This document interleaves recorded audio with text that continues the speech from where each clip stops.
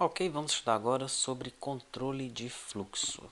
É aqui que nós vamos aprender sobre if, else, for, os laços, né? For, while, tá?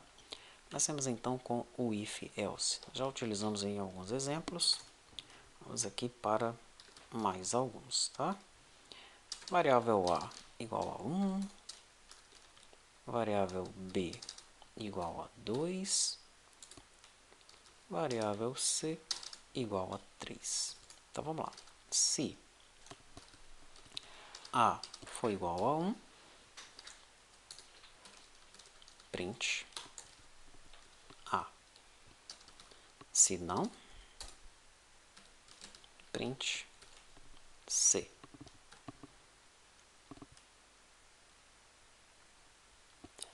Faltando aqui um semicolon, pronto. Imprimiu 1, porque o A é igual a 1, tá? E aqui nós só tivemos um if e um else, mas eu poderia ter feito assim, ó. Else if A igual a 2, print B. Else if A maior que 5, print C. E finalmente else print A ou B ou qualquer coisa, tá?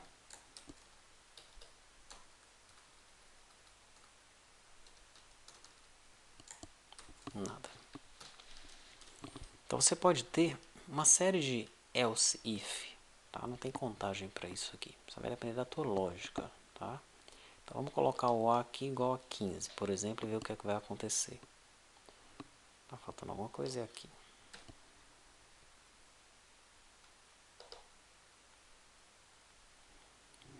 Imprimiu 3 e o 3 é o C, então ele imprimiu aqui, ó.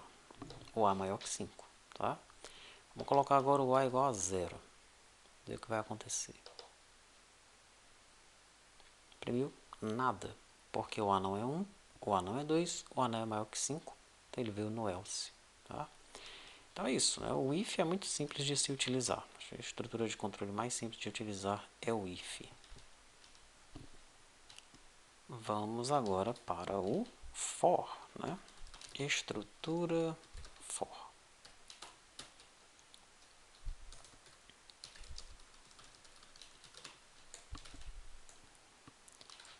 E o for, tá?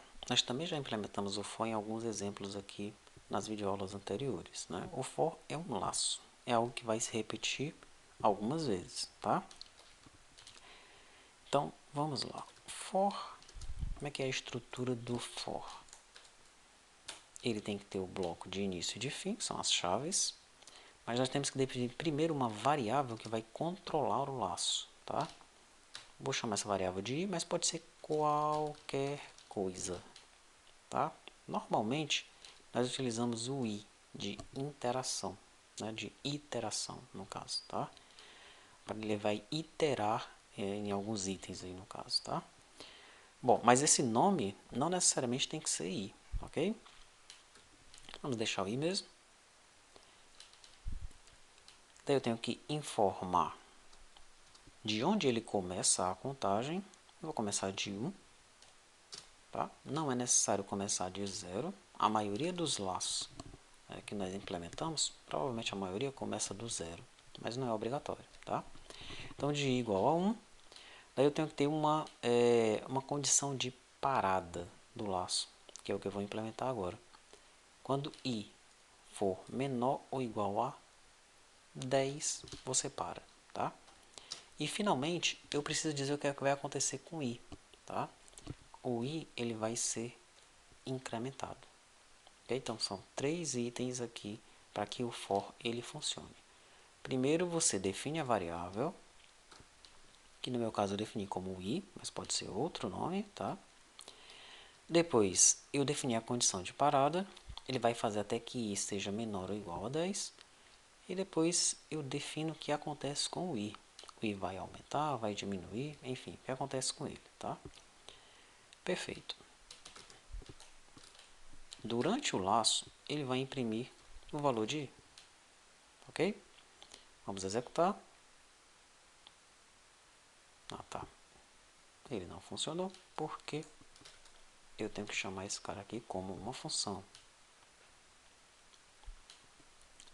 E aí sim, ó, 1, 2, 3, 4, 5, 6, 7, 8, 9, 10. Imprimiu certinho pra gente, né? Tá? E um laço fora é isso daí, tá? É muito utilizado mesmo, é uma das estruturas de controle mais utilizadas juntamente com o if, né? Nós vamos ver muito quando nós estivermos construindo as nossas aplicações, tá? Agora nós temos o while. E o while ele vai funcionar de duas formas, tá? While, né? Então vamos nós, eu tenho aqui, colocar while after e while before, tá?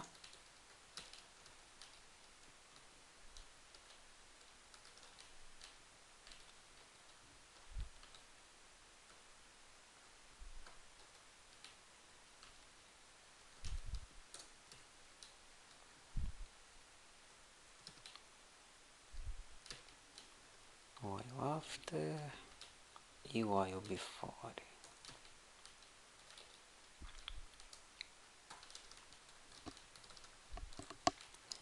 Bom, os dois são while, tá? A diferença é que um deles vai avaliar a condição antes do laço e o outro vai avaliar a condição depois do laço, tá? Então vamos utilizar o i de novo, var i igual a 1, tá? Então eu quero fazer a mesma coisa, imprimir de 1 a 10, tá? Daí eu vou fazer, ó, enquanto i for menor ou igual a 10, mesma condição que eu coloquei aqui, ó, no for, né? Ele vai imprimir o i. E claro, eu vou tirar esse for daqui, tá? Então veja, primeiro o i começa sendo 1, tá? Daí ele avalia aqui a condição e imprime o i. Vamos ver o que vai acontecer.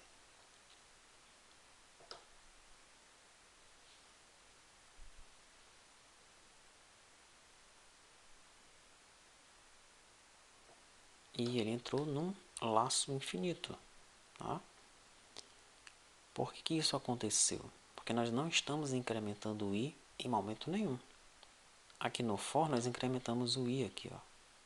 Mas nesse caso, ele vai estourar a pilha aí, tá? E não vai fazer mais nada.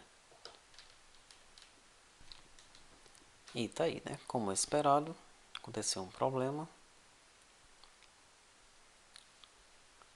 Vamos recarregar. Felizmente ele salvou aqui o nosso texto, né? Ótimo. Então aqui, ó, nós temos que incrementar o i, tá? Para não se perder no laço infinito, né? Vamos executar de novo. E tá lá, de 1 até 10. Imprimiu, tá? E o before? Ah, tá, peraí, que esse aqui está imprimindo o after também, né? Deixa eu tirar esse código dali.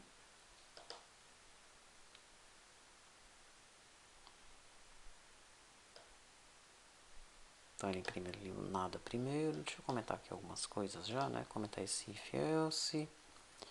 Comentar a estrutura for. Pronto.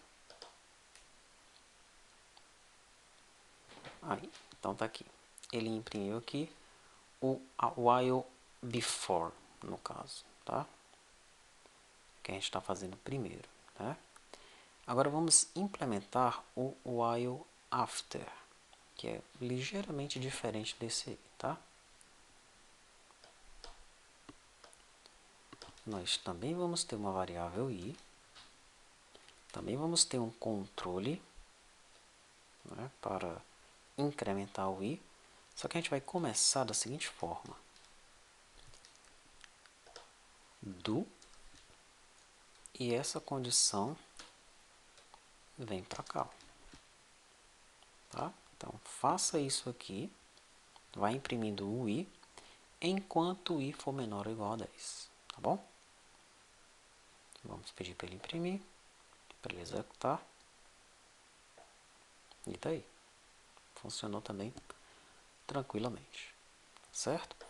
Em alguns momentos, né, dependendo da lógica que você está utilizando na sua aplicação, é melhor utilizar o while antes de ele fazer a verificação do que depois, tá? Nesse caso aqui não fez diferença, né? Porque nós estamos incrementando o i depois que ele faz o print, tanto num como no outro, tá? Mas dependendo da nossa lógica, isso aqui vai fazer diferença, tá? Provavelmente nós vamos entrar em algum caso, né, quando nós estivermos construindo todo esse TRP, e aí nós vamos lembrar dessa videoaula, eu vou lembrar você, ó, vai ser melhor que nós utilizemos o while dessa outra forma. Um recurso bem legal que existe em outras linguagens, e o Dart também nos oferece, é o break, tá? Então vamos dizer que eu quero fazer aqui o laço, eu estou no laço no while before, né? Quero fazer o laço aqui até um número bem alto, tá?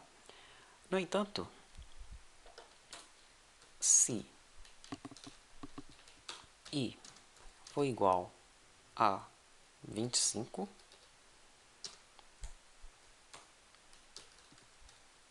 eu vou quebrar o laço, tá? Então vamos lá. E aí está. Ele imprimiu até 24, né? Porque ele imprime o valor, daí ele incrementa, né? Ele começa com 1, imprime 1, e agora é 2. E é 25? Não. Daí ele vai lá, imprime o 2, e agora é 3. E é 25? Não. Então vai chegar o momento que ele vai imprimir 24, incrementa o i agora é 25. E é 25? É, ele quebra o laço, tá? Imprimiu até o 24. Tem também alguns programas, em alguns determinados momentos, né, que nós vamos precisar utilizar esse break, tá? Então você está varrendo uma lista, né? Essa lista tem determinados valores que você precisa procurar, tá? Então você precisa achar um determinado valor nessa lista, mas ela é uma lista que não está ordenada, então você começa a procurar aquele valor e ao encontrar aquele valor você vai pegar outras informações ou naquele valor ou naquele registro, né? Apenas um exemplo para você entender. Você encontrou aquele valor, quebrou o laço, tá? Não precisa continuar com o laço. Enfim, existem várias situações, tá? E quando nós estivermos construindo o RP, certamente nós vamos utilizar esse break em algum momento. Bom, assim como tem o break, tem o continue. O continue, ele pula um item do laço, tá? Como é que isso funciona? Então, por exemplo, digamos que nós queremos imprimir os números até 50. Eu não quero quebrar o laço, tá? Então vamos comentar isso aqui.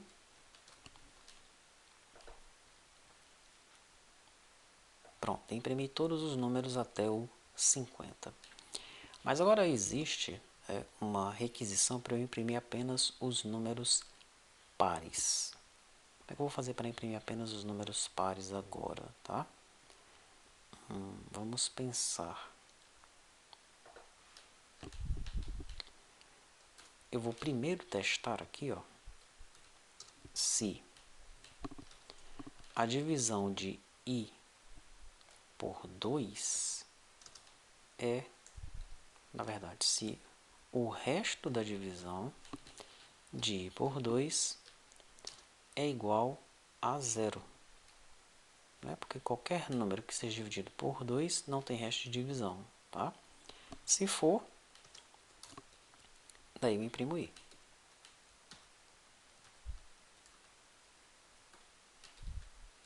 Vamos ver se funciona desse jeito aí.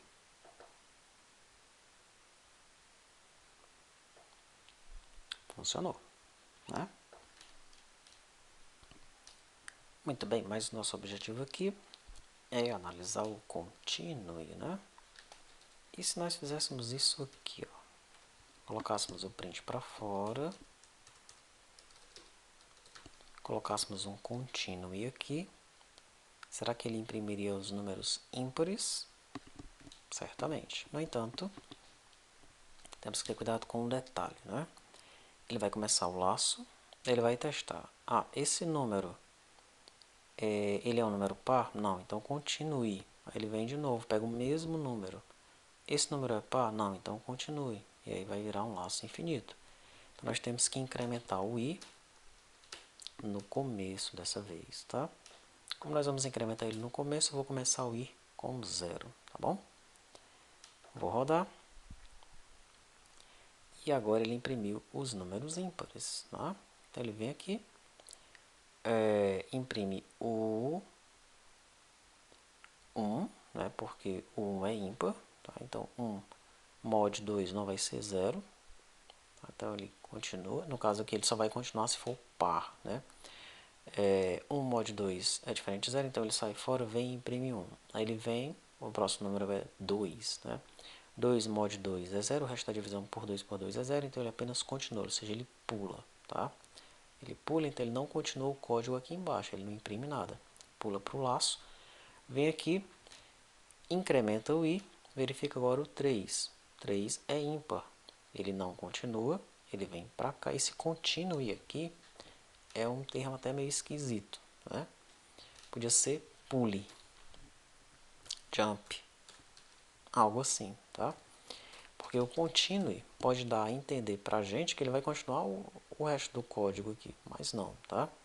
Daqui ele volta para o começo do laço, tá? Ele não continua realizando os procedimentos fora do laço, o restante aqui depois da expressão continue, tá bom? Ele retorna e continua a realizar o laço, mas a partir daqui, dessa linha. Ele não vai executar o restante, as outras linhas, tá? E o break ele quebra o laço, ele não continua a execução do laço, tá bom? Então, duas coisas interessantes para nós aprendermos aqui em termos de laços, né? Se você já vem de outra linguagem, provavelmente você já conhece esses recursos.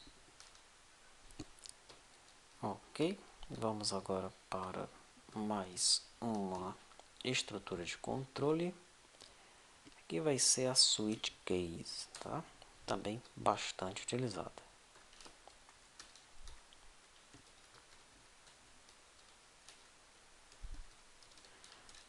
Switch case. Vou implementar aqui em cima, fica mais fácil da gente visualizar, né?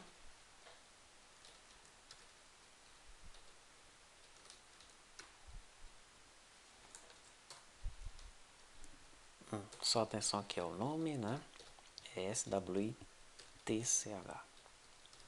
Não que isso faça diferença aqui no nome da função, mas vai fazer diferença quando nós estivermos construindo aqui, utilizando o comando, tá?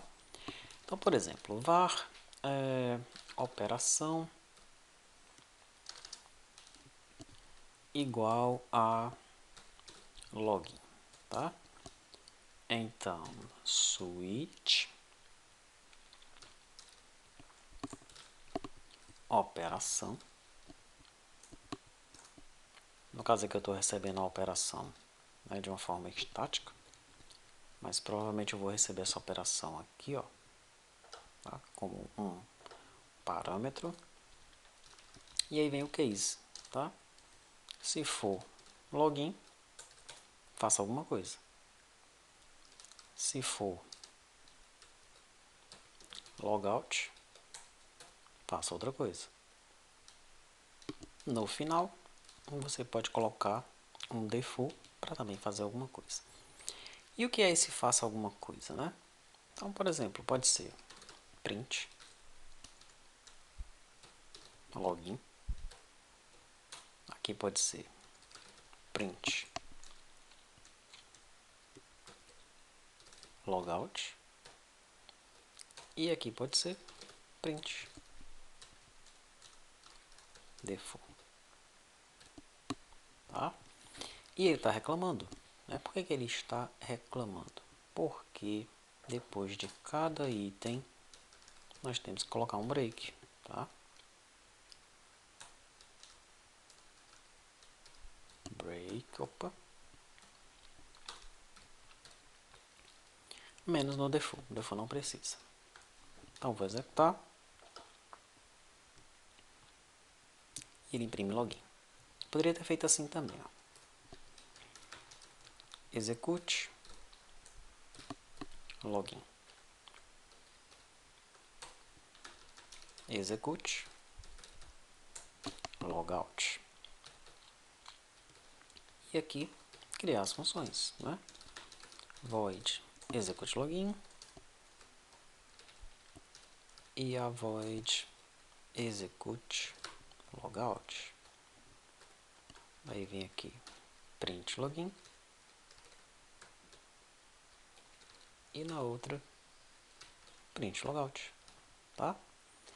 Quando nós executarmos, ele novamente vai imprimir login. Se eu colocar logout,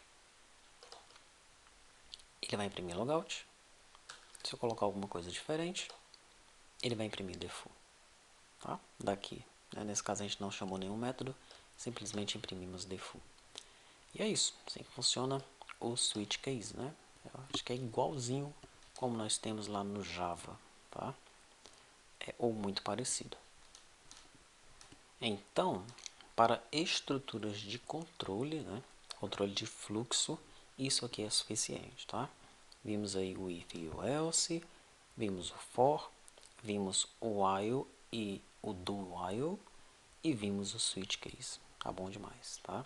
Existe mais alguma coisinha ali que a gente precisa estar atento, mas nesse momento não é necessário, sabe? Você já está preparado aí, né, em termos de estrutura de controle de fluxo para construir a aplicação, para compreender o que nós vamos fazer durante a construção do ERP.